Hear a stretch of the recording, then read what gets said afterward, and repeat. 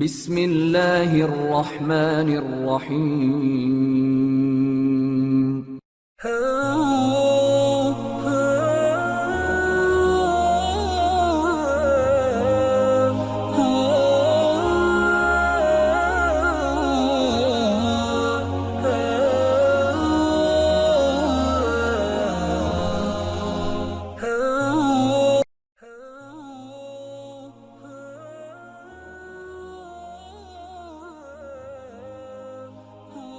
نبی کریم علیہ الصلوۃ والسلام کی ذات اقدس کے حوالے سے سلسلہ پنجتنی نے نوجوان نسل کی بہتر رہنمائی اور آگاہی کے لیے ایک سلسلہ وار پروگرام فوق البشر کی عنوان سے ترتیب دیا ہے۔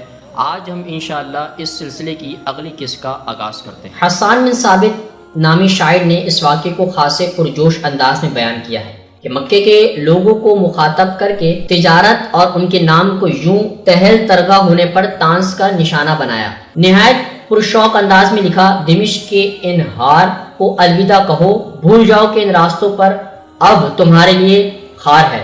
ابن ثابت آج کے کسی بھی شاعر کے مقابلے میں زیادہ مصروف رہا کرتا تھا۔ اس کی مصروفیت میں صرف اور صرف ہمسر شاعروں کی ہجوم لکھنا نہیں تھی جنہیں آپ علیہ السلام کی شدید مخالفت اور توہین پر قتل کر دیا گیا، بلکہ کئی دوسری اضاف پر بھی تبعہ آزمائی کرنی پڑ رہی تھی۔ حالات اس قدر تیزی سے بدل رہے تھے کہ ہر نئے دن کے ساتھ کچھ نہ کچھ تازہ تخلیق کرنا پڑتا۔ بعض اوقات ابن ثابت جیسے شعراء کے لیے یہ خاصا مشکل بھی ہو جاتا تھا۔ مثلا کیا ہوا کہ مومنین کا ایک ٹولہ شمال میں خیبر کے نخلستان میں چھاپا مار کارروائی کے لیے روانہ کیا گیا۔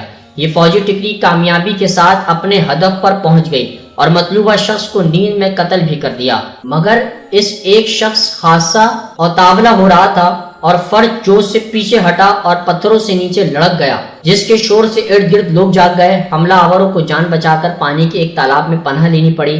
انہیں جان کے لالے پڑے ہوئے تھے تو وہیں دبک کر بیٹھے رہے۔ بہرحال کئی گھنٹے چھپے رہنے کے بعد انہیں فرار کا راستہ مل ہی گیا اور وہ بچ نکلے۔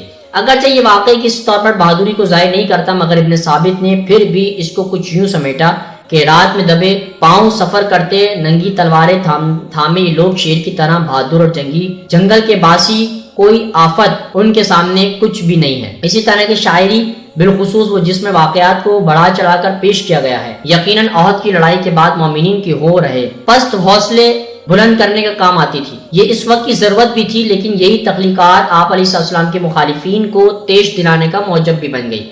چنانچہ مکے کے سردار ابو سفیان نے اب کی بار اتحاد یوں کو ساتھ ملا کر خاصی بڑی فوج تشکیل دینے کا ارادہ کیا۔ اس فوج میں قریش کے درینہ اتحادی نجد کے بدو، غطفان اور خیبر کے یہودی قبائل کثیر تعداد میں شریک تھے۔ بنو نذیر کے کئی لوگ اب خیبر میں جا بسے تھے اور وہ ابھی تک مدینے سے بے دخلی پر تل ملائے بیٹھے تھے اور نبی کریم صلی اللہ علیہ وسلم سے اپنی املاک اور جائیداد ضبط کرنے کا حساب چکتا کرنا چاہتے تھے۔ چنانچہ 627 کے اوائل میں ابو سفیان نے مدینے پر چڑھائی کا عندیہ دے دیا۔ اس دفعہ اس لشکر کا ارادہ مدینے کی مضافات تک محدود رہنے کا نہیں، بلکہ وہ ایک ہی بار اس نخلستان کے اندر گھس کر اللہ کے نبی علیہ السلام کی ابھرتی ہوئی طاقت کا ہمیشہ کے لیے قصہ تمام کرنا چاہتے تھے۔ معزز دوستو، آج کی گفتگو کا اختتام ہوا۔ انشاءاللہ کل آپ سے پھر ملاقات کریں گے ایک نئے ذکر اور فکر کے ساتھ۔ اپنا بہت سارا خیال رکھیے گا۔ اللہ حافظ۔